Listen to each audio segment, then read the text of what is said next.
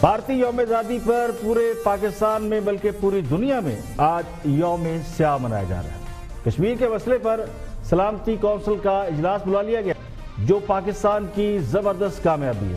دنیا کے سب سے بڑے فورم پر 50 سال بعد کشمیر پر بات ہوگی، لیکن سوال یہ ہے کیا اقوام متحدہ کی قراردادوں کو بھارت نے کبھی تسلیم کیا ہے؟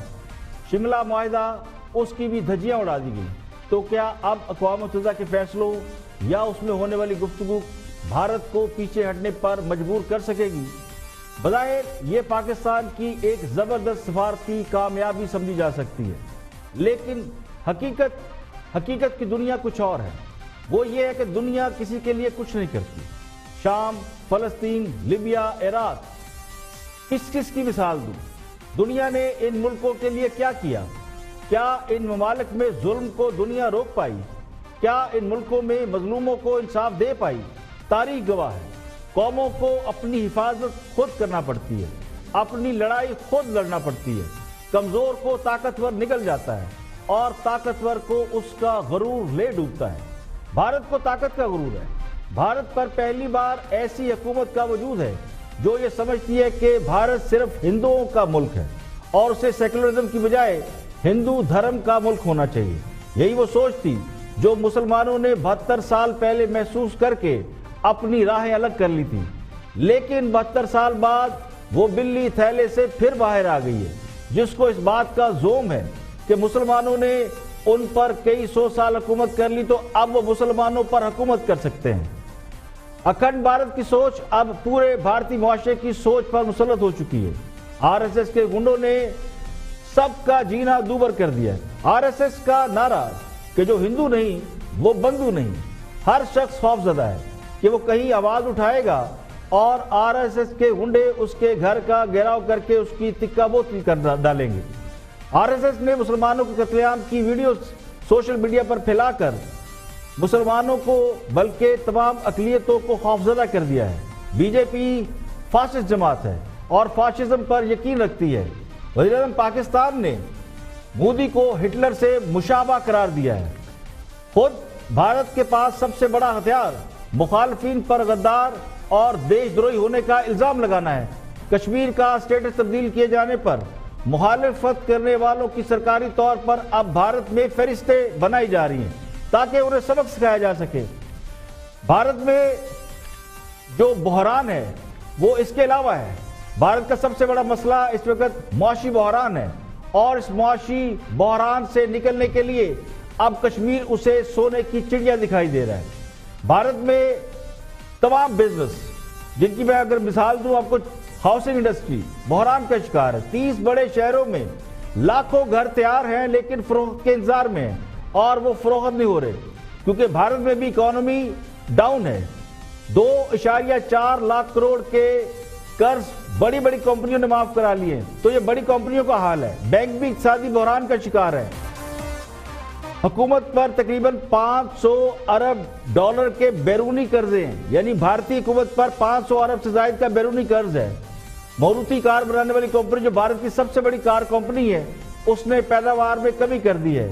ڈی مونیٹائزیشن کی وجہ سے لاکھوں لوگ بے روزگار ہو چکے ہیں۔ اڈانی کو 5 ایئرپورٹ فروخت کیے جا چکے ہیں۔ بڑی کمپنیاں بحران کا شکار ہیں، بے روزگاری بڑھ رہی ہے، گروتھ ریٹ کم ہو رہا ہے۔ تو اس پوری صورتحال میں کشمیر کو نئی سرمایہ کاری کے لیے استعمال کرنے کا منصوبہ ہے، جہاں سستی زمین خریدنے کا لالچ دے کر سرمایہ کاروں کو راغب کیا جا رہا ہے۔ اب یہ توقع رکھنا کہ دنیا اس مسئلے پر کوئی بڑا کردار ادا کر سکتی ہے یہ خاصا مشکل کام ہے، کیونکہ لاتوں کے بھوت باتوں سے نہیں مانتے۔ جہاں اس قسم کی سوچ ہو، یعنی ہندواتا کی سوچ کہ وہاں ان کے ہمسائے کیسے محفوظ رہ سکتے ہیں، صرف طاقت کا استعمال ہی ہمیں بھارت کی ان چیرہ دستیوں سے محفوظ رکھ سکتا ہے۔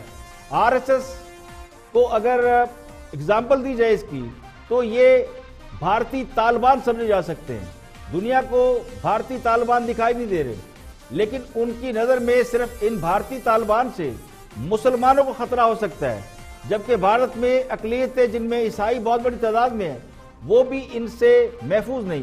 کل کو یہ سکھوں پر چڑھ دوڑیں گے اور حقیقت یہ ہے کہ بھارت شدید معاشی دباؤ کا شکار ہے۔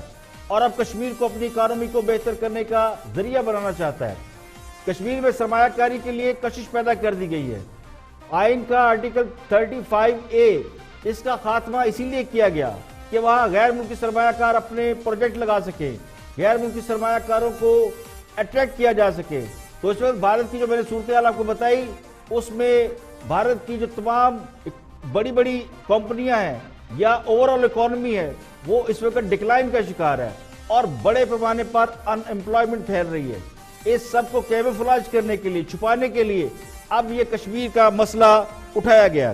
15 اگست کو ہم یوم سیاہ منا رہے ہیں اور پورے ملک میں بلکہ جہاں جہاں بھی کشمیری آباد ہیں، اس وقت لندن میں بھی، لندن ہائی کمیشن کے سامنے بھی، لندن میں بھارتی ہائی کمیشن کے سامنے بھی پاکستانی مظاہرہ کر رہے ہیں اور پوری دنیا میں ہم کشمیر کا مقدمہ لڑ رہے ہیں۔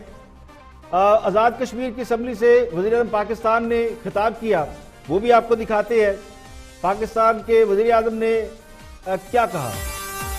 یہ جو نریندر مودی نے کارڈ کھیلا ہے، میں سمجھتا ہوں کہ یہ نریندر مودی نے ایک اسٹریٹجک بلنڈر کر دیا ہے۔ یہ اس نے اپنا آخری کارڈ کھیل دیا ہے۔ بہت بھاری پڑے گا نریندر مودی کو اور بی جے پی کو، کیونکہ سب سے پہلے کشمیر کو انہوں نے انٹرنیشنلائز کر دیا۔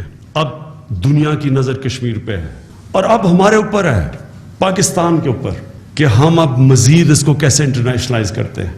لیکن جو عوام ہے، 1.25 ارب مسلمان ہیں، وہ تو ان کا تو ساروں کا دل دھڑک رہا ہے آج کشمیر کے لوگوں کے ساتھ۔ تو وہ سارے دیکھ رہے ہیں کہ یونائٹڈ نیشنز، آپ نے ریزولوشن، آپ نے وعدے کیے تھے، آپ نے ان کو رائٹ دیا تھا کہ وہ ریفرینڈم کے ذریعے اپنا فیصلہ کریں گے۔ نریندر مودی نے کیا، آپ کی ریزولوشن اٹھا کے پھینکی اس نے سائڈ پہ۔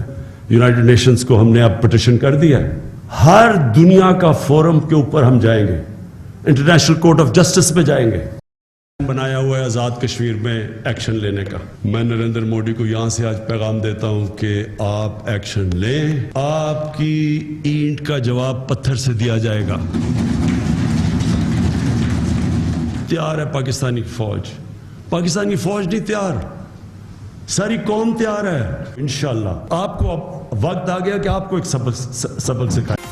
وزیر پاکستان نے بڑا دو ٹوک موقف اختیار کیا اور پہلی بار انہوں نے وہ باتیں کہیں جو کہ پبلک سینٹیمنٹس ہیں، جو پاکستان کے عوام چاہتے ہیں۔ قومی اسمبلی میں تقریر کے دوران پرائم منسٹر نے جن سینٹیمنٹ کا اظہار کیا تھا اس پہ کافی ریئیکشن آیا تھا، لیکن جو آزاد کشمیر اسمبلی میں انہوں نے تقریر کی وہ خاصی متاثر کن تقریر تھی۔ اب ذرا ہم بات کر لیتے ہیں کہ خان صاحب نے جو آزاد کشمیر میں خطاب کیا، اس کے دوران انہوں نے ہٹلر کے جرمنی اور مقبوضہ کشمیر کے تناظر میں جو کمپیریزن کیا، وہ خان صاحب کا یہ تجزیہ سونے کے حروف میں لکھنے کے قابل ہے کہ قومیں جنگوں سے نہیں بلکہ ججوں کو ڈرانے، میڈیا پر کنٹرول، غداری کے فتووں اور خوف کی فضا سے تباہ ہوتی ہیں۔ یہ اصول ہر قوم پر یکساں طور پر لاگو ہوتے ہیں۔ اس پر ہم بات کریں کہ تھوڑی دیر بعد اس وقت ہمارے ساتھ موجود ہیں ایئر مارشل ریٹائرڈ شاہد لطیف صاحب، ان سے آج کے دن کے حوالے سے بات کرتے ہیں۔ شاہد لطیف صاحب، آج پوری قوم یوم سیاہ منا رہی ہے اور کشمیر کے حوالے سے منا رہی ہے۔ آپ سمجھتے ہیں کہ پاکستان کشمیر کا مقدمہ ایسے ہی لڑ رہا ہے جیسے اسے لڑنا چاہیے تھا؟ میں سمجھتا ہوں کہ بڑے عرصے بعد پاکستان جو ہے اس مقدمے میں جس طرح سامنے آیا ہے، یہ بالکل درست ہے کہ پاکستان کو ایسے ہی اس مقدمے کے لیے آگے آنا تھا۔ پاکستان ایک فریق ہے نا، وہ جو قرارداد اقوام متحدہ نے پاس کی تھی، اور قرارداد جو ہے اس کو پاس کرانے کے لیے ہندوستان اقوام متحدہ گیا تھا۔ جب کشمیر میں ایک طرح سے ہمارے جو قبائلی بھائی ہیں وہ آگے بڑھے تھے اور ہم نے جو کشمیر کا بہت سارا حصہ آزاد کروا لیا تھا، ہماری اس وقت فوج نہیں تھی، ہمارے وسائل نہیں تھے، اور پھر یہ آگے بڑھتے جا رہے تھے۔ جب یہ ہندوستان اس چیز پر بھاگا اور اقوام متحدہ کے سامنے گزارش کی، وہیں پہ پھر ایک لائن جس کو سیز فائر لائن آپ کہتے ہیں وہ لگا دی گئی، اور جو قرارداد پاس کی گئی وہ مبنی تھی اس شرط پر کہ جی کشمیری جو ہیں ان کو جو ان کا حق ہے رائے شماری کا وہ دیا جائے گا، کہ وہ خود فیصلہ کریں گے، اپنی قسمت کا فیصلہ وہ خود کریں گے۔ اب 70 سال بیت گئے اور بھارت نے یہ چیز ہونے ہی نہیں دی، اور وقت کے ساتھ ساتھ وہ دنیا کی آنکھوں میں دھول جھونکتا رہا، یہ کہتے ہوئے کہ یہ جو بین الاقوامی مسئلہ ہے اس کو اس نے باہمی مسئلہ بنا دیا کہ ہم جی آپس میں بات چیت کر کے اس کو حل کریں گے، جبکہ اس کا ارادہ حل کرنے کا تو تھا نہیں۔ اسی وجہ سے جتنے بھی ہمارے مذاکرات ہوئے وہ نتیجہ خیز ہوئے ہی نہیں، وہ ثابت ہی نہیں ہوئے۔ تو قدرتی بات ہے کہ وقت کے ساتھ ساتھ یہ معاملہ لٹکتا چلا آیا، اور میں سمجھتا ہوں کہ پاکستان کی طرف سے بھی یہ سستی کا مظاہرہ تھا کہ ہم سال میں ایک دن بس کشمیر ڈے مناتے رہے، اور ایک ہی مرتبہ جو اقوام متحدہ کی جنرل اسمبلی ہے اس میں ہمارے جو پرائم منسٹر ہیں ان کی تقریر میں 2-4 فقرے لکھے گئے اور وہ وہاں بول دیے گئے، اور یوں ہم کہتے رہے کہ جی ہم ان کے ساتھ اظہار یکجہتی کرتے ہیں اور ان کے ساتھ ہمارے دل دھڑکتے ہیں۔ یہ کوئی ٹھیک رویہ نہیں تھا، اور جبکہ ہندوستان جو ہے اس نے پوری دنیا میں لابنگ جاری رکھی اور دنیا کو قائل کیا کہ جو مسئلہ کشمیر ہے۔ لطیف صاحب، پرائم منسٹر نے جب الیکشن ہو رہا تھا بھارت کا تو مودی کے بارے میں کہا تھا کہ مودی کا جیتنا جو ہے وہ مسئلہ کشمیر کے حل کے لیے ضروری، یہ بھی کہا گیا تھا۔ تو اب پرائم منسٹر کا جو سٹانس ہے وہ ڈیفرنٹ نظر آتا ہے، اور اب وہ کہتے ہیں کہ جو مودی ہے وہ تو کشمیر کے اوپر ظلم کر رہا ہے اور وہ ہٹلر کا ایک روپ دھار چکا ہے۔ تو اب یہ جو پہلے ہمارا بیان تھا، جو اب بیان تھا، اس کو اب کیسے اینالائز کریں گے؟ میں سمجھتا ہوں پہلا بیان غلط تھا، اور جس دن پرائم منسٹر نے بیان دیا تھا، میں آج کی بات نہیں کر رہا، میں نے اسی دن شام کو جو میرے کامنٹس ٹی وی پہ لیے تھے میں نے کھلم کھلا یہ بات کی تھی کہ مودی سے آپ توقع رکھتے ہیں کہ کشمیر کا مسئلہ حل کرے گا، جس کے اپنے منشور میں اس نے لکھ دیا تھا، الیکشن کا منشور جو ہے کہ جی میں سب سے پہلے وہ 370 اور 35A نافذ کروں گا، وہ میں نکال دوں گا، اپنے آئین سے نکال دوں گا۔ تو وہ مودی جو یہ کہہ رہا ہے، آپ کیسے کہہ سکتے ہیں کہ اس کے آنے سے کشمیر کا مسئلہ جو ہے وہ حل ہونے کی ہماری اسیسمنٹ غلط ہے مودی کے بارے میں؟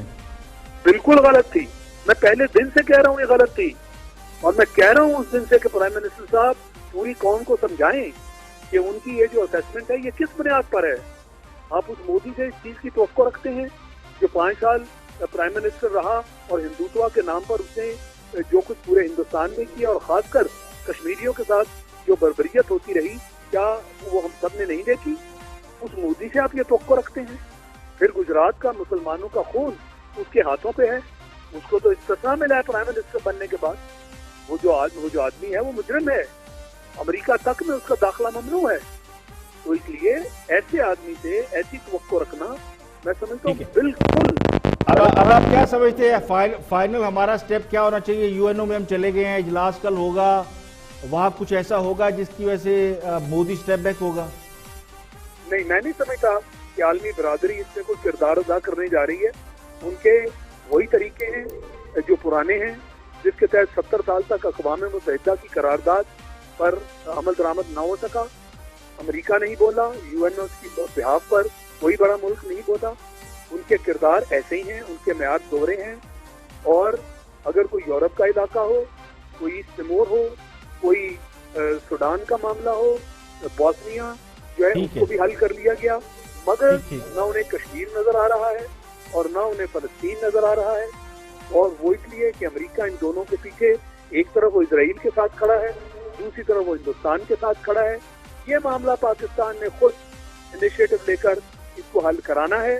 جو بڑے بڑے ممالک جو پاکستان کے ساتھ اچھے تعلقات رکھتے ہیں ان کو استعمال کرتے ہوئے اور کھلے عام یہ بات کرتے ہوئے جو کل کر دی گئی کہ یہ چیز برداشت نہیں کی جا سکتی، اور پاکستان جس حد تک جانا پڑے جائے گا، کیونکہ یہ جو بہت شکریہ شاہد صاحب، آپ ہمارے ساتھ موجود تھے۔